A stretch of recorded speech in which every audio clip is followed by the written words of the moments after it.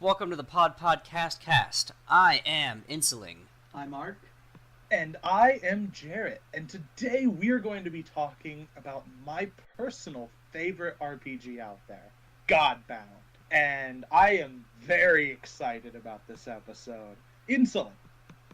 What? Yeah, Godbound is great. So we've talked about Exalted. You've heard all about, well, some of it. There's a giant pile of stuff that we have not even touched on, but today we are talking about Godbound. This book has maybe 3 or 4 books. All of them are excellent. You should stop listening to our podcast for a moment, just put it on pause, and go download the free Godbound core book. You can just go to DriveThruRPG, click that download button, it's free, and read the book. Come on back. Hello, welcome back, listener. I'm glad that you are now fully versed in the free edition. Maybe you got curious. Maybe you checked out the Deluxe edition. I wouldn't blame you. It has giant robots. It has martial arts. It has cool different creation rules that basically are Exalted in a different system, in a better system. And we are talking about that system today. Yeah, Godbound is fundamentally a game about playing gods. Now, unlike Exalted, where you're playing demigods, but you don't exactly, the game's not really trying to make you a god, it's trying to make you a hero, like Gilgamesh, or an epic villain. It's trying to make you, though, someone that's still on a human scale, if that makes sense. Yeah, you're still a person, even if you are much more powerful than people. Indeed. And with Godbound, that's not the case. There are these rules called apotheosis, and functionally, you get a cult of worshippers, and you draw power from that worship, and you are a god. You can alter reality at a fundamental level, and every god can do this, even gods that aren't focused into magic or whatever.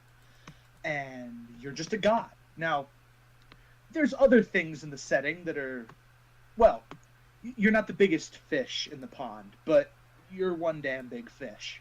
Hey, so Ark, what are your feelings on it? Alright, my feelings on it is really good, and it is really good if you've been playing D&D for a long time and want something new. If you've been playing Exalted and haven't tried Godbound, I'd highly suggest that you try Godbound, because, for number one, the Godbound are way more powerful than Exalted. You can change things in the world. That's what I really like about Godbound. You can, if there's a political system that you don't like, change it. Because guess what? You're a god. And that's what I really love about Godbound. You can change things. Rather than in D&D, any other type of role-playing game, you kind of have to either accept it or just be that, oh, we're going to play a, tear down the system game and spend the whole game doing that. But in this game, just do a session and you can tear down the entire system of a place. Godbound is kind of unique in that, well, for one, it uses a OSR D20 system. Mechanically on a base level, it kind of looks like just basic second edition. However, as you start to look at it, you can see how basically a framework has been built around second edition to allow for divine play. For example, rather than recording your hit points, you instead record the equivalent of hit dice, though it's still called hit points. So, for example, if you're fighting a dragon, and in the basic Rules Cyclopedia book, it says that the dragon has 15 hit dice. Then in this game, it functionally has 15 hit points. You don't roll for hit dice, because that's the scale that Godbound operates on. It operates on a hit dice scale rather than a hit point scale. Mm-hmm. The game uses... Functionally, the game allows you to bind to what are called words, and these words allow access to a portfolio of divine powers. You use a resource called effort. You start with about 2, maybe a bit more if you've hyper-specialized into having more effort. But you start with 2 effort, and you rapidly grow in power as you get levels. And you can spend effort to activate divine powers. So, for example, you could burn an effort to smite someone. Or you could, if you were a Godbound of health, you could burn effort to bring someone back to life at level 1. And that's just something you can do. The powers, rather than growing up, grow out. You grow in the width of what you can do, not necessarily in the height. Your powers themselves stay roughly the same tier of power from beginning to end, but the amount of stamina you have in terms of using your divine power expands. Yeah, exactly. So many games gate the really cool stuff so far along in your character's career path. Like Dungeons and Dragons does this, where the really cool stuff is gated kind of behind level 11, which means that you have to play for a while before you really get to it. With Godbound, your level 1 character is using basically the same kinds of powers as a max level character. But max level characters have more hit points, they have more effort, they have more what's called influence, which is another thing. Like, Godbound is a game where you aren't just playing a character who goes on missions for people to do their work. Your characters form a group of people who really can change the whole setting.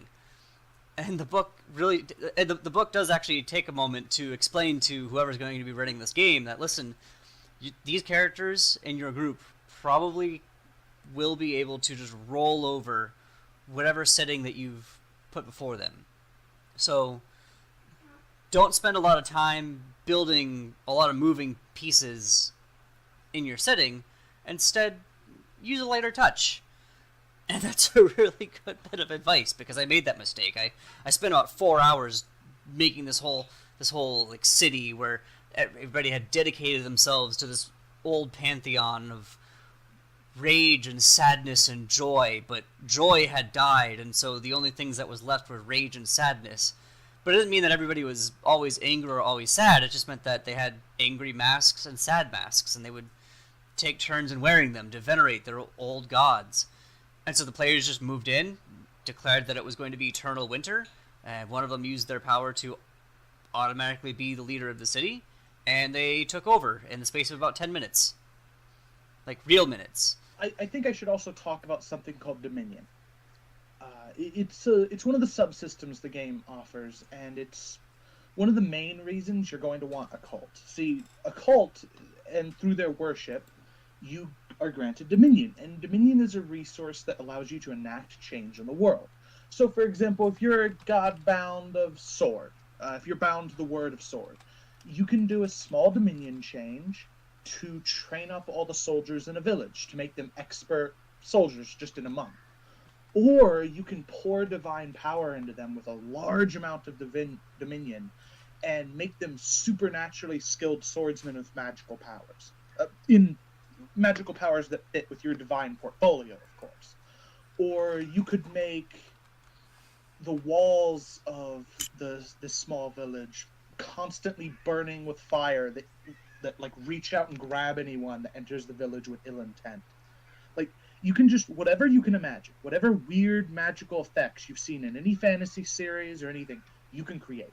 Mm-hmm. You can create cities that fly. You can turn the moon into a base and then crash the moon into the planet when the people below get too uppity on you. That's just things you can do as a godbound with the Dominion system. It allows you to enact change. Now, Dominion itself is for permanent changes, things that are going to last forever. But you can use influence, something your character just has an infinite access to enact a temporary change in an area. So you can go, okay, I'm going to build this behemoth monster thing that's going to protect this city. And so long as you keep your influence committed, it'll stay there. And you'll have this crazy monster dude who's running around and protecting people because that's what you told it to do, and you're the one that made it, and you're the one that made the robot. Well, there's a term that was coined by a man named Devin, who is involved with the Sponsored by Nobody podcast, which you should also check out. You should pause this podcast and go listen to all of their podcast. Okay, well, welcome back, listener. It's been about 6 months. I hope that you enjoyed their podcast. Anyways, as I was saying, he coined a phrase called GUYS, G-U-Y-S, and that stands for guys or gals under your supervision. And this is what Jarrett was just talking about, where you can make guys who just do things for you. If you roll into a town and you see that they need help keeping themselves safe, you can elect one of their people, pump them full of Dominion, and now they are one of your guys. And they will protect that town as this hulking monster of a person. It doesn't even have to be a hulking monster.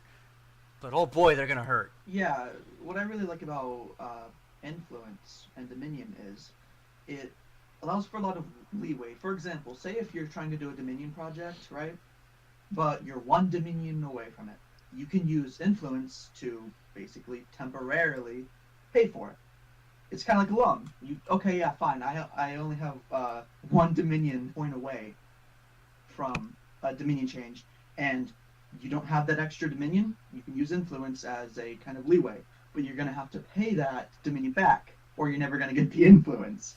And what I also like about Godbound is, yeah, you get Dominion nearly every session. Yeah, just by going out there and doing things and being a hero, you get Dominion. Meaning you can do it. You can do a Dominion change at the end of the first session.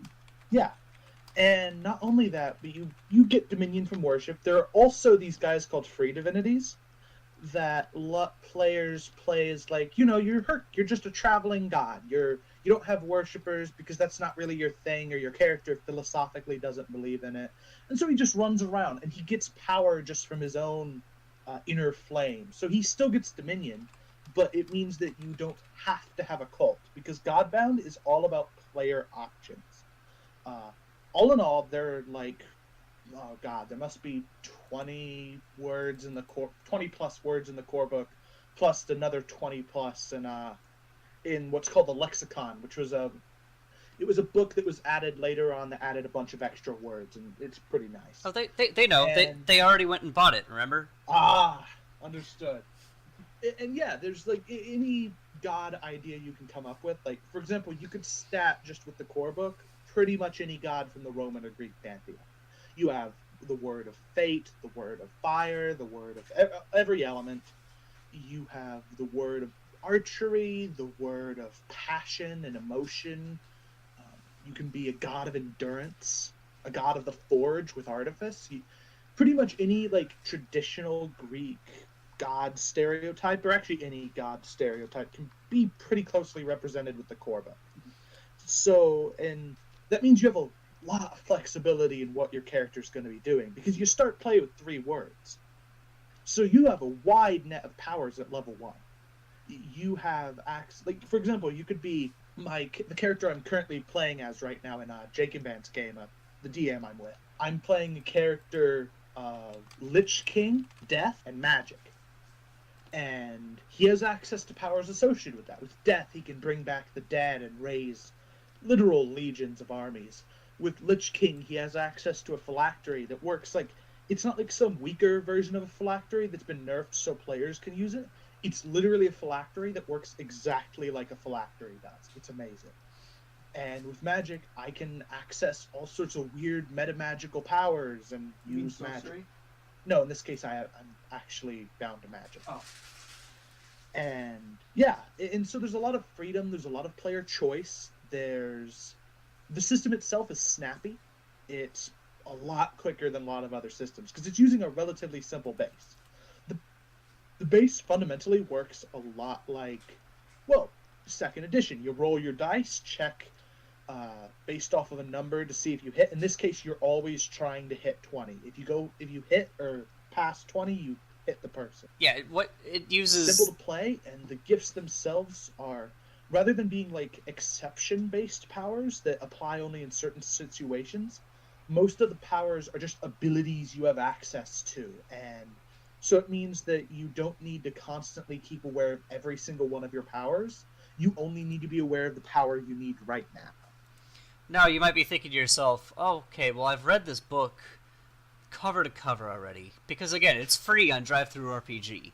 How would I use all these other powers if I'm only level 1? Well, you have miracles. Any word that you're bound to, you can use any of the word or any of the gifts in that word if you just spend effort for the day and just say, hey, I'm going to miracle this effect. You can also go outside of the gifts. If you just say, hey, there's this thing that I want to do, and it's not exactly on like a city scale or anything. can I just miracle and say that I did it? And if you're running the game, like, you should be open to that. Just say, like, yeah, you can just miracle that. That's fine. And then move on, because it's a lot of this is about telling that story rather than really worrying about the nitty-gritty of everything. There is that bit of having to go into the book for things to check on stuff, but that's the same in every system. But that's okay in this one, because, as you already know, this book reads cover to cover. Like, it's just fun to read. Kevin Crawford is the author of this book, and he's also made Stars Without Numbers, which you can also get that core book for free, and you should pause the podcast right now and go do that. Okay, welcome back. Hopefully you didn't stop to read that one whole cover to cover, but, I mean, if you did, I know you know where I'm going with this. He does a great job of just making his books easy and fun to read, which is important. He doesn't waste a lot of your time with what some would call fluff. Just that those extra parts where it just goes on and on, like I'm doing right now, where instead you're wondering, where are the rules? Where is there a rule hidden in this paragraph, or can I skip it? As a rule, read the whole paragraph. There's probably rules in there, and you're gonna find them like pretty quick. You'll go, oh, okay, that makes sense. That makes sense. That makes sense. Cool, and then it moves on, because the books are very well written. They're well laid out. The art is top notch. This guy makes some really good products. Yeah, he is a fantastic author, and he's really good at what he does here. Interesting enough, Kevin Crawford is an interesting guy in real life. He kind of lives like the way you would expect an old scholar from the medieval ages to live.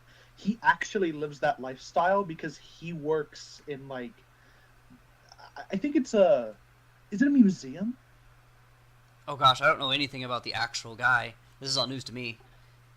Yeah, he lives in, like, it's either a museum or a library with, like, ancient historical text, and he just goes through them as his job. And it's super cool because, like, there's interviews you can look up online, and he looks exactly like you think a wizard would look like. Like, the beard, his voice, everything. Yeah. He's like a wizard. I've never seen his face. Yeah, like exactly what you're imagining. That's what this guy looks like, sans the clothing. And I think, especially with Kevin Crawford, you know, this is something that I really respect out of creators. They actually talk to their fans. And he's very active online, especially on the Google Plus forums of the Godbound section. The Google Plus forums got removed. Google Plus crashed, didn't it? I don't know. News to me. Yeah, see. Okay, you can Where find is him. he now? You heard it here, listeners. Google's going out of business. Sell your stocks. So the thing about Kevin Crawford is he's a really active guy. Like on the Godbound Reddit, for example, he answers a ton of people's personal questions, and it's not like big stuff either. He'll answer minor rules questions. He's active with the community. He's an open guy about things. He produces games on a wonderfully timely schedule. Like a lot of writers, even like publishers that have entire teams of people, take years between books. And he pumps out like about one a year, doesn't he? Yeah, I think that's about right. And it means you really never run out of content for the RPGs that he's pursuing. Right now, he's pushing really hard into Stars Without Number because it is an amazing success for him. It's one of his most popular works. Yeah, the reason is Adam Kobel. He did like a live play of it, and it was really big and kind of blew up. He was the guy that did the interview of it too. Yeah, interviewing Kevin Crawford. Mm-hmm. And so Godbound gets a bit less support it gets a bit less support than Stars Without Number, but it's still one of the products that he's actively supporting and writing new books for. Mm-hmm. So he's also said he's planning on producing more. Yeah, it's a growing community. Yeah. If you go to the Godbound Discord, it's active, and it's like there's people talking about the game right now. One of the issues that the game did have as it went from the core to the Deluxe to the Lexicon was it had a little bit of power creep. When you're looking over the gifts in the Lexicon, there's just like a larger scope that's available to a lot of gifts. Like a lot of gifts that really feel like they should have maybe been Dominion changes. Like the Word of Winter has a gift where out to several miles you could just say, it's dead of winter now, instantly. And that obviously has some pretty major effects. The Word of Desert has a gift that's about the same, where, hey, my level in miles in radius around me is now just desert. I blast all of the water away from that area. It's just a thing you can do. So I guess no water then. So have fun with that, people. Some people like it. Some people like. I'm a little iffy on that. I wish that the gifts had been like reined in just a little bit, because those really feel like Dominion changes to me. Like if my character rolls into a town and says this is going to be a desert, then that town should at least have a chance to resist it or fight back a little bit, while my character is just kind of crushing their topsoil into sand. But I still like it. Like, power creep is about the worst thing I can really say about the game, but even the power creep isn't that bad. Now, I'm going to say this as a preface. I consider Godbound to be my favorite RPG, period. I've had more time with this game than any other RPG. This is my game. Like, this is my main thing. Like most groups have D&D as their main thing. I play Godbound. That's what I do. It's my favorite system. I've played the most with it. I have hundreds of hours playing Godbound. And there are some flaws. And I'm prefacing this because this is a fantastic game. Mm-hmm. Its design is so much better than so many RPGs out there at like core levels. But there's some things that can kind of be irritating with the system. For one, there are these things called saving throws, and it works a lot like in normal D&D, except for saving throws in Godbound can be resisted with effort. So, like, if you fail a save, to say get poisoned, you can just commit effort and just force your body to not get poisoned as you resist it with divine power. Any creature with more than 10 hit dice can also do this, and some creatures with lower hit dice can do this situationally. This can lead to some interesting things. It means that a lot of the powers in the game are completely useless when used against anyone that matters. Or they require you to beat someone's head in with a hammer so you can seduce them. Like, if you want to use one of your powers to, for example, to go through the memories of someone, you pretty much have to walk up to them. If there's someone that matters, like a worthy foe, a powerful entity, and by powerful entity I mean anyone with more than 1 to 10 hit dice, depending upon your level, then you're going to have to beat them first. And you're going to have to either knock them unconscious or physically fight them.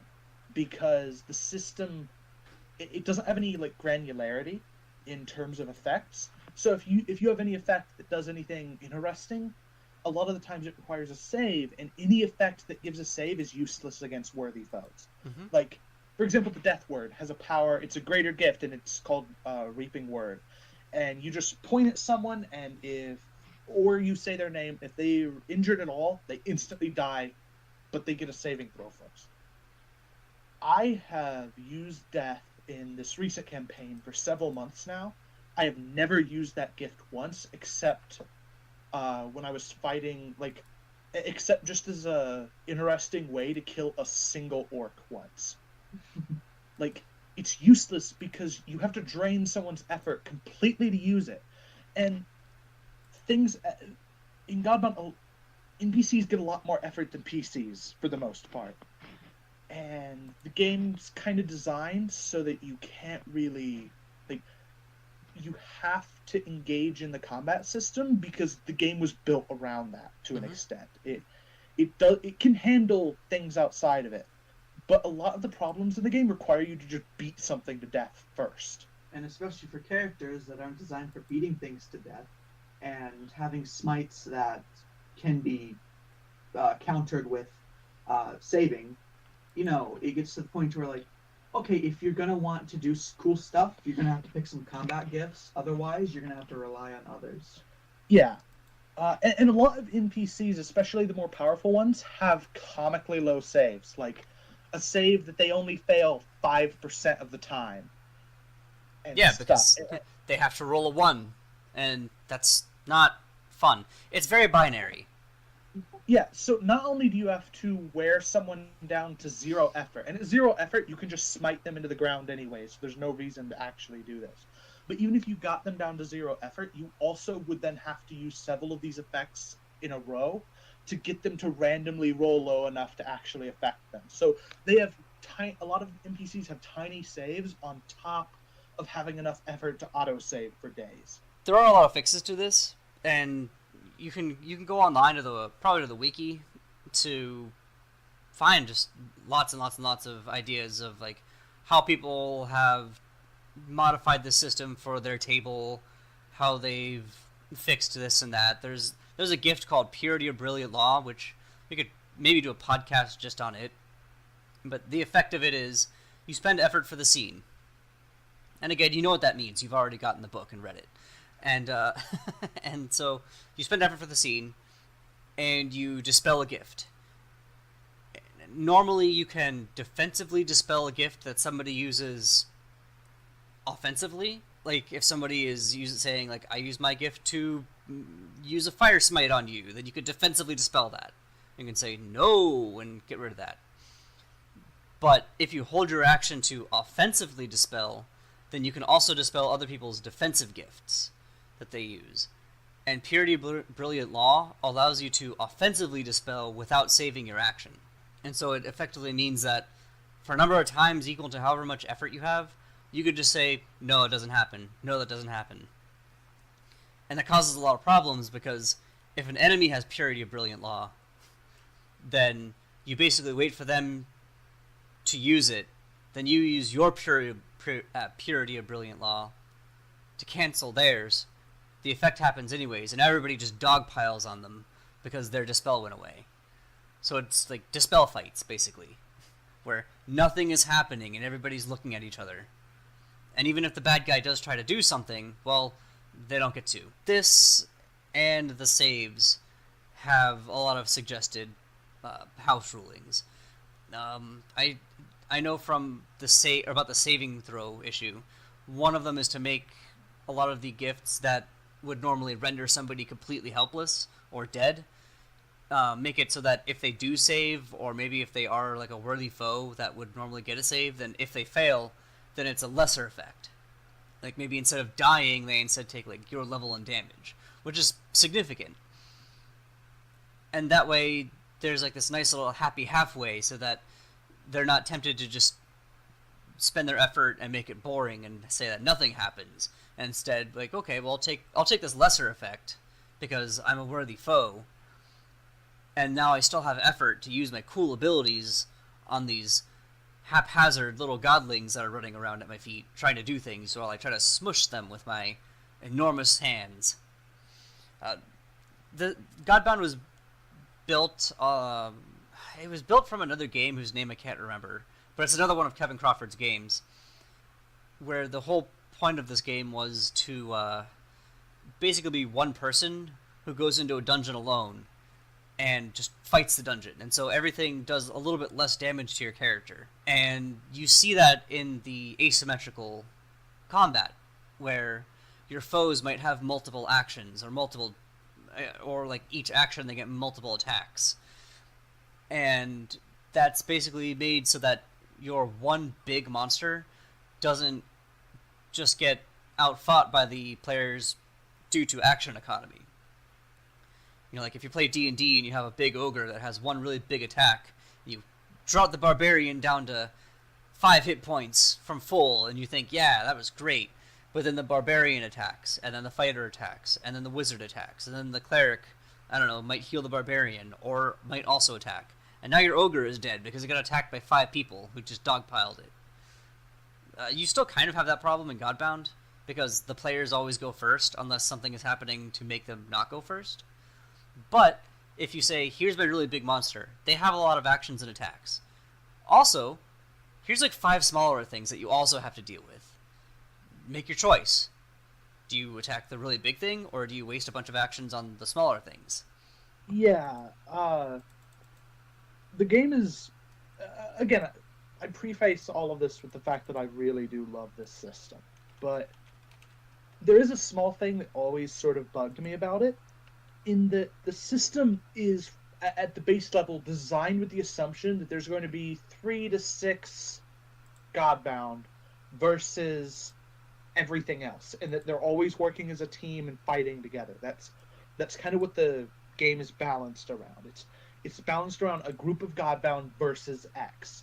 And it means that when you're on your own, you can kind of start to realize that Godbound are not very powerful. They're powerful when compared to normal things from the setting, but Godbound comes with a host of creatures that are designed to be fought by gods. Like, there's Eldritch, which are super powerful wizards that have made dark pacts for power. And then there's Uncreated, which are basically Cthulhu Eldritch demon thingies. And then there's Angels, which are angels that say they come from the One, which is God, or Big G God, like a Judeo-Christian God style thing. And they're really powerful. And the thing is, you get into a lot of situations where even if your character's built for combat, unless you're really good with the system, if you try to fight a lot of these things alone, they'll just kill you. Like, you can't really have a lot of the cool duels because, okay, yeah, you're a god, but this guy has 6 attacks that do straight damage. He attacks you once, and unless you have impossible defenses, you die. Especially with Godbound, what I would like to see is like, oh, one of the characters is going to have a side-off fight with another character. For example, like if you've ever played God of War, the first fight you get into with that one dude at the beginning, that's so cool, and it makes you feel cool one-on-one dueling. But in the game, it makes you feel like, wait, I need 3 other dudes to help me. Yeah, like it can sometimes hit a Power Rangers syndrome, where you get the impression that your character's weak and that you have to, like, the only reason your group is strong is because there's 6 of you. Like, it can sometimes do that, especially if you're newer and don't quite know how to use the system as well. And it can sometimes be a bit frustrating. Like, it can kind of feel like, even though you're supposed to be a god, you're not all that powerful compared to everything else in the setting.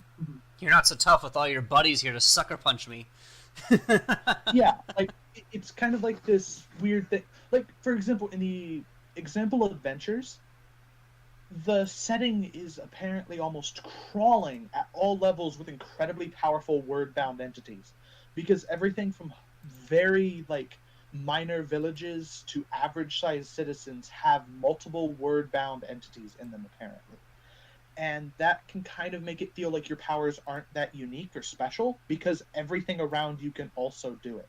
So it can, especially if the DM doesn't quite know how to handle the power and scope of Godbound, it can sometimes be easy to make the Godbound feel like they're not special because so many other things in the setting can do what you're doing. Mm-hmm. Even with all these problems, it's still an amazing system because it is so easy to find which of these problems don't sit well at your table and just stitch them together. Just find something to fix it, because the system is loose enough that if you change any one thing, it isn't going to break the whole system. Like, you see that a lot with, like, Dungeons and Dragons, where they go, oh, I'll just change this one thing, no big deal, right? And then you find out way later, oh, wait, yeah, that does make a big difference, because there's there's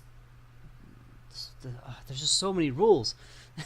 A big thing that people missed out on with didn't notice with Godbound are the grapple rules. You might have noticed that you didn't read them when you read through the entire free book. They're not there. There are no grapple rules because you don't need them. Like, by the time that you have gotten somebody into a position where you can completely control where they go, they might as well just have 0 hit points. You beat them. You did it. You won. Other people have special rules where they say, hey, if you hit somebody, you choose to do no damage, now that person can't move away from you. because, they're grappled. It's simple, it's quick, it does the job of just saying, hey, I limit their movement. And you can move on with the game. The book even has a list of secondary effects or side effects that attacks can have, and rules on how to implement them. And some of the gifts even mention, this could have a minor, medium, or major secondary effect. Like intoxication has it, where you poison people. What does that mean? And just look at those effects and pick a couple of them, and that's what your poison does. There you go. Move on with the game. And that's kind of the theme of it, is just keep on moving, just keep on going forward, keep the story moving, because there's really no reason to get caught up on the rules when you could just keep on moving on to do cool stuff. But that being said, it's also important to remember that whoever's running the game is also basically a player. I mean, they are. You're all playing a game, and so they should be involved in a lot of the discussions. You don't really want to try to pull one over on them, because it's much more fun if they're sitting there with you at the table, and the whole group is talking about what you want to do next, and they could even be pitching ideas of, oh yeah, if you guys do this and this, then maybe that would make this and this happen. Maybe somebody even has powers during the off time to say, hey, I'm going to use my powers of knowledge to figure out the best way to go about this. And it's just a great time to just have. It's really fun to figure out how to kind of pick apart a setting and see where you want to go with it, see what you want to do with it. I enjoy it. I think this game is top notch. I'd also love to play Stars Without Numbers, but I am in 3 Godbound games right now, kind of off and on, and they're great. I've loved each and every one of them. Yeah, you can never have too many Godbound games. Yeah, this leads into something, and we aren't just rambling. We're actually leading this ship somewhere. Godbound is, in my experience, one of the easiest RPGs, period, to homebrew. It is tremendously simple to homebrew. Because, for example, a word. All a word really is 6 lesser gifts, which are smaller divine powers, and then 3 greater gifts, which are basically the maximum amount of divine power you can pump out in a small amount of time. So really big stuff, bringing the dead back to life is a greater gift. And so if you want to make a word, pick an intrinsic for the word. So a small power you get just for getting the word. You might get a boost to a stat. You might get a minor magical power that fits with the word's theme. If you're bound to fire, you probably aren't going to get burnt by things very easily. And stuff like that. And then you pick 6 lesser gifts, which are just 6 cool ideas for powers that fit with the word. And then 3 greater gifts, and then you're done. The word's done. And because the game is modular, all of those rules, there's a gift that's not working, you don't have to redesign the entire word. You can just you can just remove that gift and replace it with something else. Listen, I am shit at homebrew, but I have successfully made a word. And that is cool, because I'm not good at homebrew. And even I can do it, so if I can do it, definitely you can too. Yeah. We believe in you, listener. I've also made a word. I even made a strife. Now, in the free book, you probably don't have... You didn't see the strifes. You need to open up the Deluxe edition that you definitely bought by now, and go to the back of the book, and you can find the true strifes. And those are basically,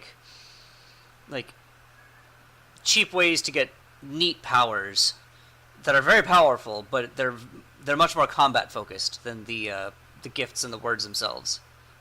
I made a character for a game who, before the game had even begun, we started at 4th level, admittedly, but before the game had even begun, at level 4, they had rendered aging.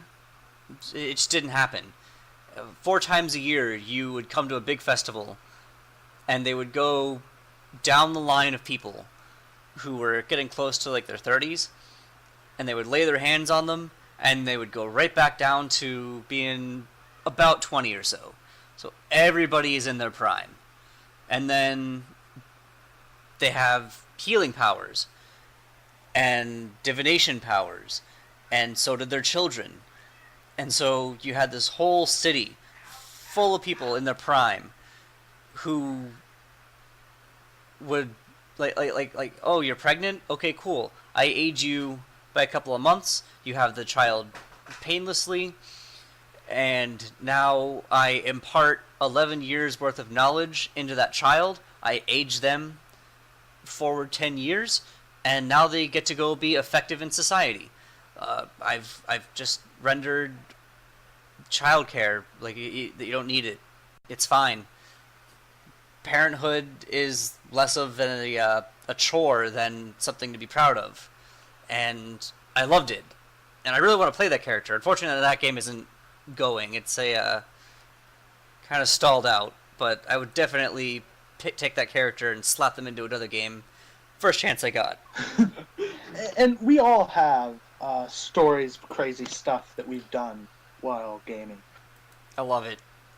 I've heard of people playing. Yeah, I've heard of people taking Godbound into Curse of Strahd. Oh yeah, Curse of Strahd. we've done that. We had a bunch of players camping out in Strahd's living room and they wouldn't leave. Mm-hmm. Like they just show up into his house and just go, "Okay, guys, we're here. Let's make camp." And they set up a tent in his living room. And the thing is, the group had a Godbound of Sun with them, so I'm not leaving. yeah. And they just forced Strahd to bunk bed with them. Strahd, guys, you really have to get out of here. My parents are coming home soon. Shut up, Strahd. You don't live here. We live here. Guys, this is my parents' castle. You have to get out of here. Guys, aren't you listening to me? Sunlight. It was great. And the best part of all was the setting itself has these things called the Dark Powers. And our entire party were these paragons of morality and virtue. And they were here entirely to mess with Strahd as a joke.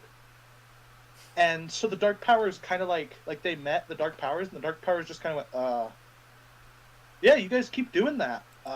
Just don't mess with anything. Just don't mess with our setting too much. Yeah, there were like 5 of them, and again, one of them decided to get lippy with the gods, which goes over well. And so now there's only one of the Dark Powers, but he's really sycophantic for some reason. I don't know why. Yeah, Godbound is just that kind of game. You can use it to crush settings that are usually built to be very anti-player. I like that. That's my favorite thing to do in the system, is to go to a setting that was designed so that the players have no agency and just crack it open. Sponsored by Nobody also did a thing where for a while they were playing Exalted 3rd Edition, and then they threw Exalted 3rd Edition into the garbage, where it belongs. Don't play Exalted 3rd Edition. I mean, unless you do, in which case, fine. But they used Godbound instead, and I guess a lot of people didn't even notice when they made that shift, because it just went so smooth. But it went from one player having one round of combat against one other NPC, taking an hour and a half off screen, plus 45 minutes that was recorded, just for that one turn, and then the combat was over. And then in the next episode, or a couple episodes later, they switched to Godbound, and I think like 3 full armies, 5 player characters, 3 named NPCs, all of them, all those things in combat, taking actions against each other. And it was over in half an hour. Godbound is a superior system. Like, it just is, objectively. Yeah. Godbound is a fantastic system, and it's very clean and smooth. Yeah, this is the Exalted podcast telling you that Exalted is trash. Don't play it. Seriously, though, Godbound, interestingly enough, for those of you that like Exalted, Godbound actually has rules for playing Exalted in Godbound. At the bat, if you get the Deluxe book, which, by the way, if you enjoy Godbound at all, get the Deluxe book. It's cool. You can have mechs, you can do kung fu that's magic, you can play as a human, like just a normal person running around, or as a hero that's a human. And most importantly, it has these things called alternate Godbound, which, like, there's the Arrayed, who are alchemicals from Exalted, and then there's the Exemplars, which are solars from Exalted, and then there's the Proteans, which are lunars from Exalted, and then there's the Undestined, which, you guessed it, are the Sidereals from Exalted. And you can just play them. You, right now, with no need to convert anything, no need to do anything fancy, can just buy the Deluxe Edition and play Exalted that day. Well, if you already had a campaign prepped and knew the system. It's like $15. Obviously, you've already done it, because we're doing such a good job of selling the system. Rate, comment, review, and then go to Kevin Crawford's Patreon. That's right, I'm plugging for him. Give him money. We're eventually going to make Patreon jokes when, we have something to give you, but I don't want to do that before we actually have something to sell, but this guy has something to sell. At least check it out. He's a good dude. The thing is, and I think that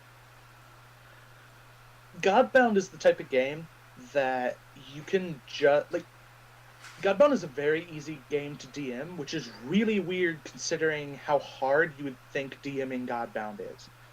Godbound uses what's called sandbox games, which basically, instead of requiring you to plan out a complex story months in advance what's going to happen, instead you just set the world, lay the pieces on the table, and throw your players in. And the players will create the story. They'll make enemies, they'll make allies, and they'll look at the world and twist the board into the shape they want it to be. And without even really telling you, they'll tell you what game they want.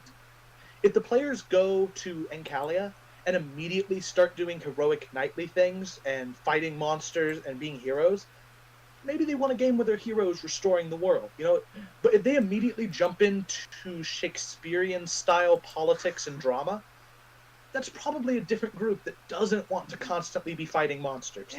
In Godbound, this is what Kevin Crawford said. Godbound is a sandbox game. The DM, you kind of just sit back and you react to the players. Mm-hmm. Because how in regular D&D is the DM is the aggressive one. He presents problems to you. He drives you to this place. While in Godbound, the players do that in a way. Yeah, because with Godbound, the scope of abilities, it's literally impossible to put Godbound on rails. Mm-hmm. Unless you're, like, telling the players, no, you're not allowed to do that player. But, like, if you, like, narratively, it doesn't matter what you set up, they'll figure out a way around it. Mm-hmm. Like, for example, there's these things called Made Gods. They're designed to be an endgame boss fight. Players can get around them. They will get around them. Like, for example, in our group, and I know I'm throwing out stories, but this is the system I have stories to tell in, so it's one of the few chances I get to have story time here. There was a Made God that was an AI, and the thing is, we had a player who had desire. And this player was interesting in that, okay, you know the bard? You know how the bard seduces everything? That's their first reaction as an attempt? Yeah. That was that was her entire character. That was her solution to every problem.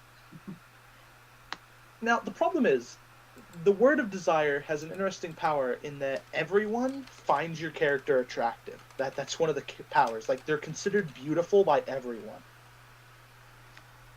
This applies to things that normally don't have conceptions of beauty, like an AI.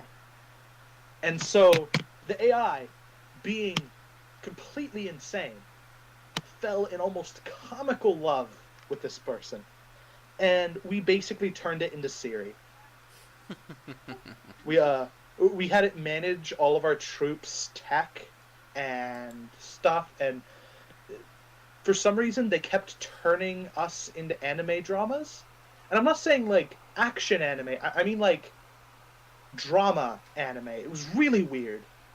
But that's just the crazy stuff Godbound do. You can't expect them to react the way you think they're going to, because players will come up with crazy solutions to problems, and they can just, like, bypass things. Like, in D&D, a wall that goes up 100 feet and has no smooth surfaces, that's going to stop a lot of parties from getting through. In Godbound, there's probably going to be someone that can blow it up, or fly over it, or just move the earth, or Move through the earth. yeah, or just become spectral and walk through. Like, you really can't present problems that the players can't solve, so instead you have to present problems with solutions that aren't a simple matter of power.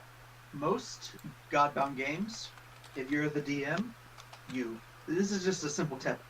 Plan out a city, put a couple problems there, put a couple plot hooks there, and let the players go wild. Mhm. You know, most of the adventures you'll have is due to problems that their own settlements will have, or other factions. Yeah, just let the players go wild. Let the words "don't worry about it" should be coming out of everybody's mouth. Hey, didn't this or that happen? Don't worry about it. It's fine. Play fast and loose, and for goodness sake, use a Google Sheet. Use Google Sheets for everything. Keep track of everything as it happens, because you can then go back to it later and say, like, hey, didn't this or that happen? There it is on the Google Sheet, ready to go, ready for reading. And then you can also refer to it later when you're trying to tell other people your stories. I've actually made one myself. I made a Godbound Google Sheet that does a lot of the math for you, so you don't have to worry about it. It's kind of still a work in progress, but every time I hear or I see people online saying, hey, I'm thinking about getting a Godbound game going, I always link them the sheet. I say, here, use this. Just make your life easier, please. So, I think... Is there anything else any of you guys want to cover with Godbound? And we could go into specific details about the game for literal hours. So we do have to make sure that we keep this video at least a little bit in check. No, I think I'm about ready to start wrapping it up. Okay. Well, everybody, I think we have covered about all we'd like to cover about Godbound for today. We could keep going on for hours, and we probably will do more videos about the game as time goes on. But I think this gives at least a good divulging of our thoughts. This has been the Podcast Cast. I'm Jarrett. I'm Mark. And I'm Insuling. Thanks for watching.